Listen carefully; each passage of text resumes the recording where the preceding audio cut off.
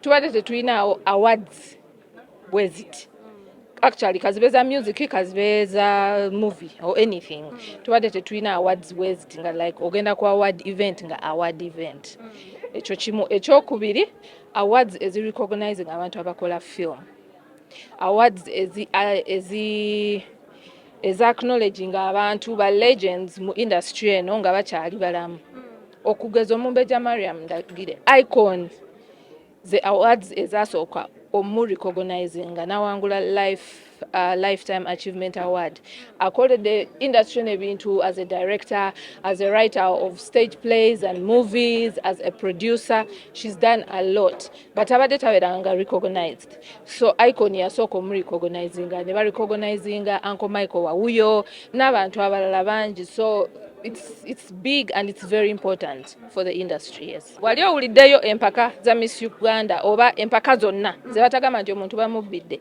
kati nze ekyo tekisobola kunzija kukyenkola. Buli mwaka oyo si mulungi nnyo, oyo muddugavu nnyo, oyo bamubidde, oyo ekintu nga Miss Uganda si nga kyalimu enguzi senga siriwo wano. Okay. Osinzira ku ki kubanga toli judge naye ate go directing kyekirina okuddako osinzira ku kyokugamba katufune mu region eno tekiba nnyo kya region. Abawala ababa bakuŋŋaanye omwaka ogwo tuba coachinga ne tuba traininga everything naye abaasukkulumye ku banne yasinga ensonga tubateeka mu bootcamp kuba bwe babeera nga tobaddeeko nabo bbanga ddene tosobola kubamanya bulungi naye bwe tubeera mu bootcamp bwe tubategeerera. Okay. Ninyozi tomutadde nnyo mu butaala. Brenda, tukumanyi ku mitu ya marketing olifa ate era otegeera ki ky'oba okola after omuntu bamaze omulonda oba okumufuula ki kyali esawa zino. Ninyozi lwaki tali nnyo mu butaala? I think obutaala bw'ogamba kino nja kigamba nammwe ngenda kukibaadressingira mmwe temugoberera nnyo mirimu gye tukola mu community musinga goberera mikolo oba balabyeko wano oba baddeko wali oba amawulire agasasamaza yayambadde oba olugoye ne lupasuka ebyo okitegeera then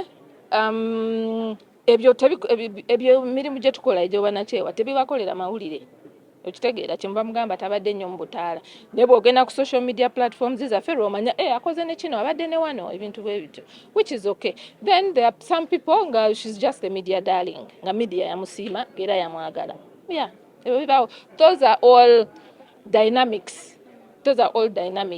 mu kino ekintu and tukimanyi era tukitegeera which is okay. Okay, Brenda, olowooza okuleeta aba Nigeria aba acting kina kyekigatta ku music ku film industry yakina kyekigattako lwa nsonga nti for a long time tubadde tutunuulira nnyo film industry ye Nigeria one era abantu abatandika okukola ebina Uganda abamu nga balina ebintu bye baborrowinga mu film za Nigeria okitegedde ebyeddogo na bikinga story baziteeringa ate nga aba Nigeria naye lwakuba ennaku zino kikyuse stories zaffe tuzibuulira nga aba Uganda.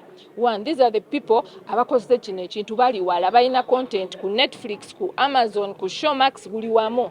You understand? So we can borrow something from them, we can learn from them, and we can even collaborate with them.